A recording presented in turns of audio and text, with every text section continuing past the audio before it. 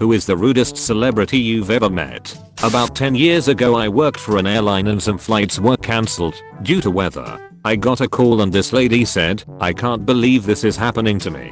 I'm a celebrity. My name is Tova Felcher. I'm a celebrity." She literally said this 20 times. I got a manager on the line while she begrudgingly went on hold and relayed the info and that this was a celebrity. I stayed on the line while the manager had to explain that the flight's cancellation was for everyone's safety and nothing could be done about this. She was so rude.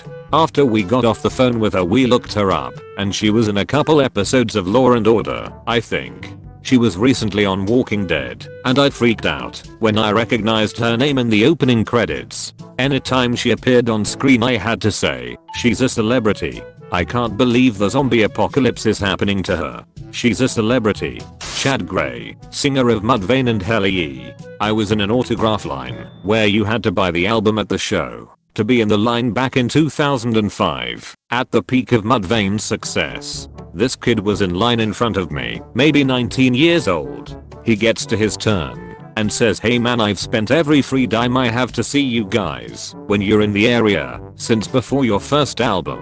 I don't have much, but I love you guys so much. I saved all year to buy a festival ticket because of the meet and greet opportunity. It would make my dreams come true to take a picture with you guys," and takes out a shitty disposable camera.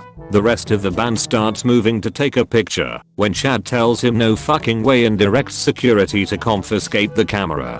The year prior, a kid asked Cradle of Filth for a picture. The security guard moved in to confiscate the camera, and Annie stood up quickly, yelled at the guard to stop, and said, "We tour this fucking country once every 2 to 3 years and you're going to tell a loyal fan who paid money to meet us that he can't have a fucking picture. You're taking the picture now, and you're going to take it enough times that we are sure he will have a perfect shot."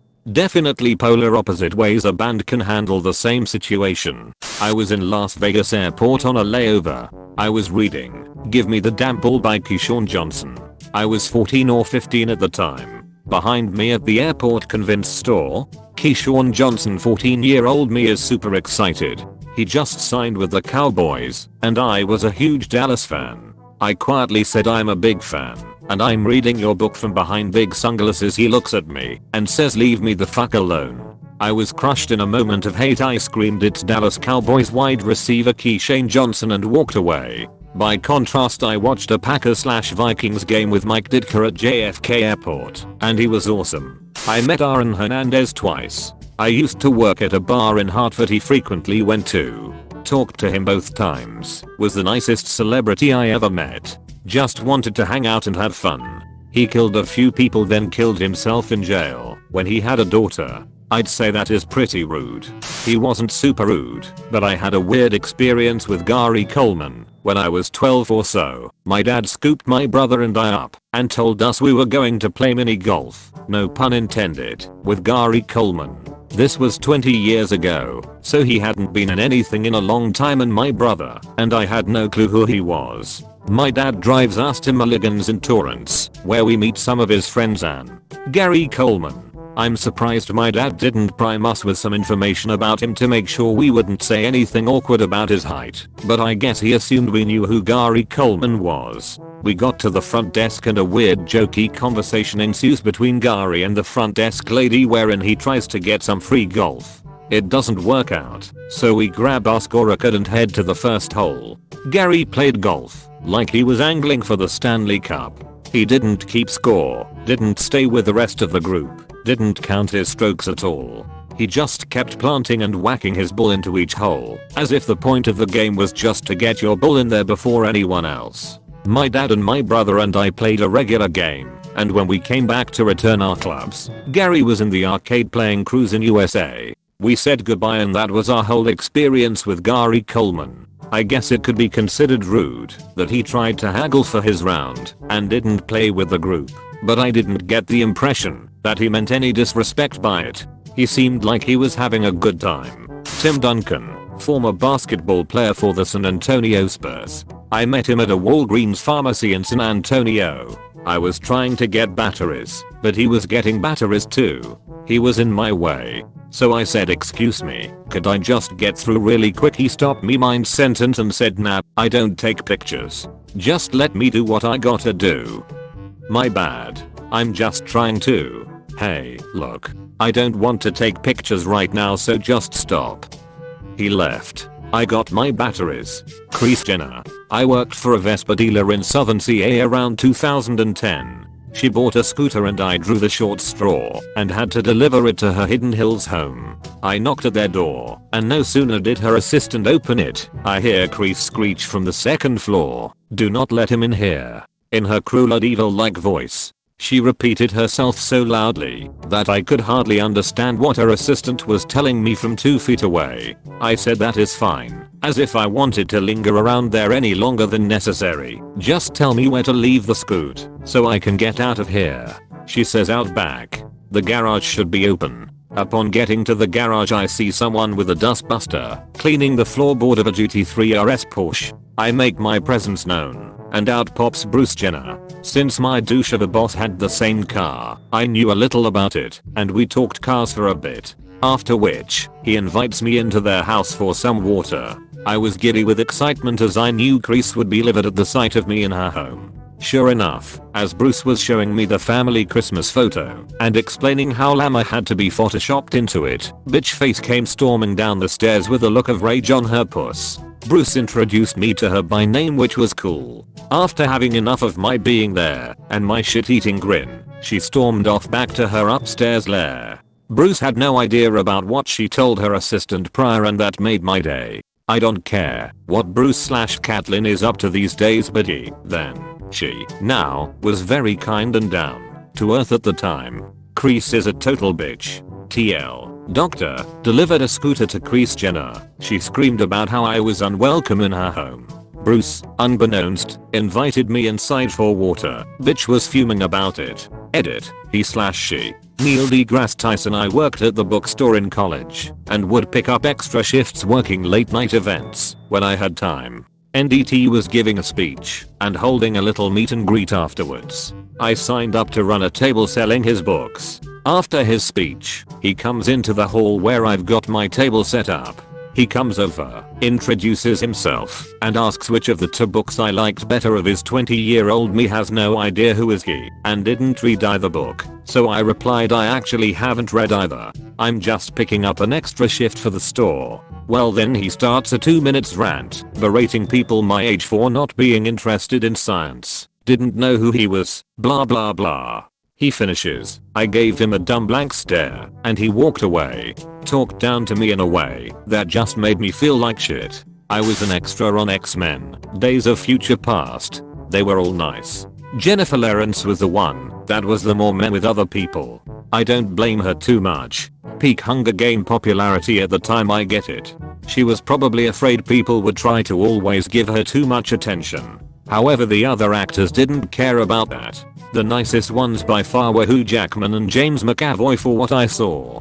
For McAvoy, one of my friend was one of the extras right behind him in a scene and we were shooting 14 hours a day in cooking 40 degrees enclosed green screen bordered, set in bright sunlight. We were running in high heels and wearing winter jackets. Basically a hellish day, and we couldn't sit anywhere. Well, McAvoy saw my friend wasn't doing right and he let her sit in Professor X's chair and have a bit of his water bottle. And with that said, the dude would just talk and chit chat with everybody, despite the very strict non-conversation with actors contract we signed. He's just so chill. Hugh Jackman literally signed autographs in between shots and high-fived a bunch of people all the time. Michael Fassbender told all set workers passing by him after a very long day of work battling in water to have a nice day. I was a huge fan of his at the time, and it made my whole year at that point. Fucking Peter Dinklage was dancing disco during the heat wave day to cheer people up. Busta Rhymes came into the jersey shop I managed in Atlanta and got pissed off that I didn't have a hat in his size. He called me a dumb fuck, which hurt because I was a huge fan of his going way back to Leaders of the New School. Same store, Tyler Perry said he would buy me and sell me after I told him that the on-field 5950 Yankee hat was dark navy blue and not black, even though he demanded a black Yankees hat like they wear on the field. Snoop Dogg, Michael Vick, Terrell Owens, ESP Terrell Owens, and Birdman were cool as fuck. Peter Mayhew, sorry everyone. I'm a huge fan, and he was the first of the odd actors that I had a chance to meet in person at a Comic Con in Houston several years ago. I managed to catch him at a time where no one else was at his table, so I walked up, paid for the autograph, then moved down the table where he was sitting. As I walked up, his wife was standing next to him, refusing to let him continue until she got a kiss. I could tell he didn't want to do that at the time, but she insisted, and after a time with me standing there waiting, that probably felt longer than it was, they got it over with, and he turned to me to sign the picture. I said hi and addressed him, and he didn't look or speak to me during the entire time I was at the table.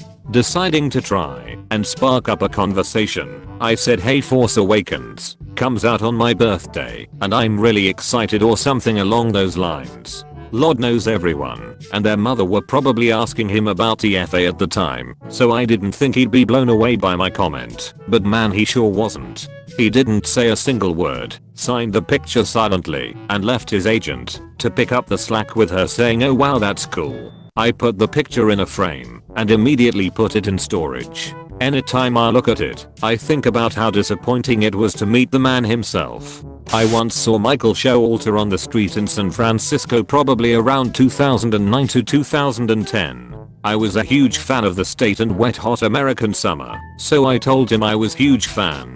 He looked me dead in the eyes and said, "Who do you think you are, talking to me?" I kinda laughed, thinking he was doing a bit, but he was dead serious and said, "No, don't laugh. I want to know why you feel like you can talk to me." It wasn't in a restaurant where he was with his family or anything. I really got the feeling he thought of himself better than anyone not famous. Ever since then, I can't stand anything he's in or produces, which sucks because he works a lot with one of the nicest celebrities I ever met, Jolo Truglio, who I forget where I met, but he talked to me for maybe a half hour about comedy outside a store. Eventually his wife came out of the store and he introduced me to her. He remembered my name, which doesn't seem like it'd be a big deal, but made me feel like $1,000,000. Michael Jordan. Got him. He was so rude.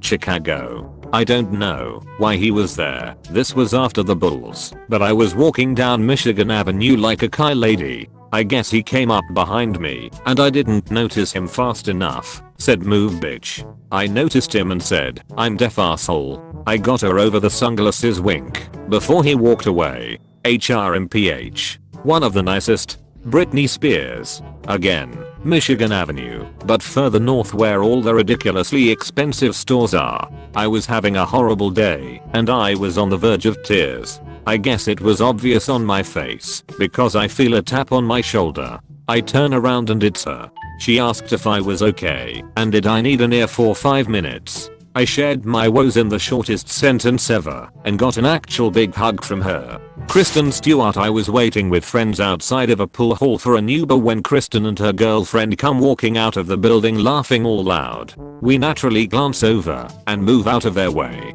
Then she comes up to us and says, "What?" with her arms out like she's ready to brawl. Then they walk away laughing again. We didn't even realize who she was till they were walking away. She should really be careful who she talks to like that. Someone might actually go for the punch. Tyra Banks. This takes place when Upton and WB were merging into the CW. She comes into town for an ANTM cattle call. Demands we repaint the office she was going to use for 3 days. Makes our pregnant programming director cry. Flips her shot and tries to get me fired when I wouldn't get her a bottled water. My response was, "Have one of your people get it. I have to get back to the board. Commercial break is up in 40 seconds. Opposite side. Ashton Kutcher and Mila Kunis are two of the nicest celebrities I've ever had the pleasure of meeting. We had just gotten that 70s show in syndication and they came out for promo shoots. Super friendly. Not a meat paresi, but my father-in-law is a Cleveland Indians fan, and he is also not the type of guy to have ever had much or been many places. He also loved Jim Thome. Well, some years ago, the Indians were playing an interleague game in Pittsburgh. My wife and decided we would buy tickets and take him as we live fairly close to Pittsburgh, and he had never been to a major league game before, and the game was right near his birthday. We bought great seats right about even with first base because my Phil loved Thome. The Buckets were not exactly packing them in at that time as they were losing 100 games a year, so good seats were plentiful. We got there early to watch batting practice and were standing rigged on the field level rail watching. PNC Park is pretty small and you really are very close to the players. It is a terrific place to watch a game, one of the best parks. Thome was just kinda standing there chit-chatting, and I yelled, "Hey Thome, it's my father-in-law's birthday and he is a huge fan. Please come sign his hat." Hey, he wanted a signed hat for his collection. I know Thome heard cause he gave us some side eye and just kept on chit-chatting. Then started walking in without signing. So, me being a smartass, that I'm yell, "If you don't sign his hat you are gonna strike out 3 times tonight Thome." He just gave me the blow off type back wave thing and went in the dugout. Well, as fate would have it, Thome did strike out 3 times that night and went 0-4. The Indians won, but I gave it to him hard the whole 9th inning as we were only about 15 rows back from 1B. "You shoulder signed that hat Thome."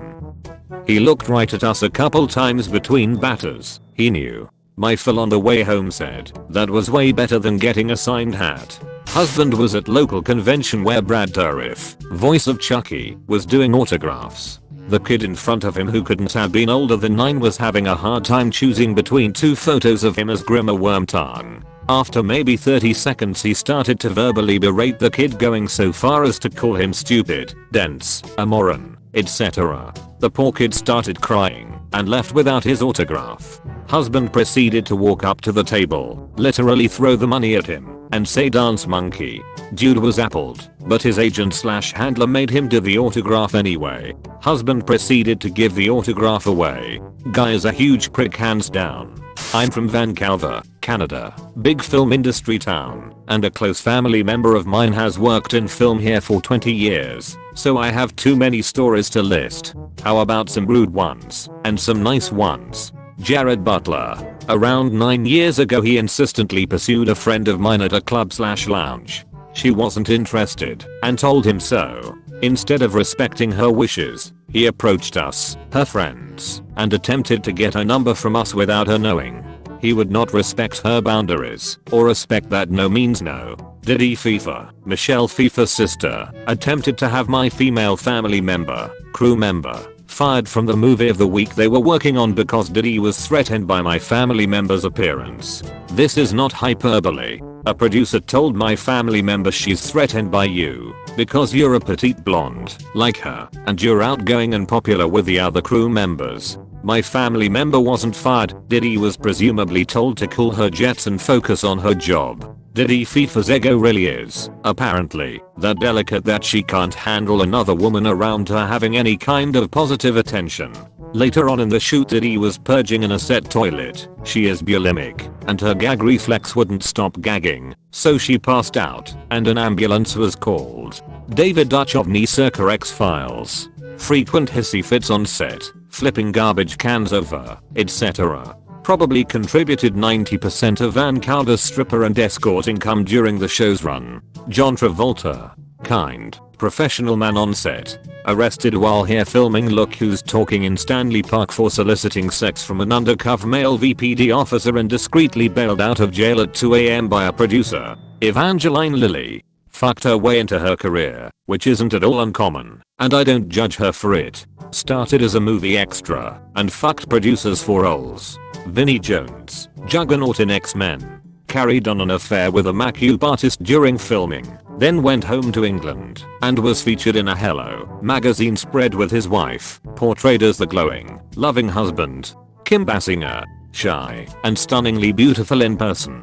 Paul Barry. More beautiful in person than on film, if that's possible. I'll edit when I think of more. I've had a few glasses of wine and my memory is failing me. Samuel Jackson. Was walking around New York City around 17 or 18, and who do I see in the corner of my eye but Mace Windu himself, Kango hat and all. I was nervous about going up to him, but I proceed to watch a young woman go up to him, show him her headshot, and take a picture with him. After he does this, I have the confidence to strike, so I stroll up and ask, "Are you Samuel Jackson?" And he is like, "Nah." So I proceed to ask, "Are you sure?" "I'm pretty sure you are Samuel Jackson," and he says, "Now you got me confused with someone else," and walks away. I was a massive fan before and now I will always associate him with that memory.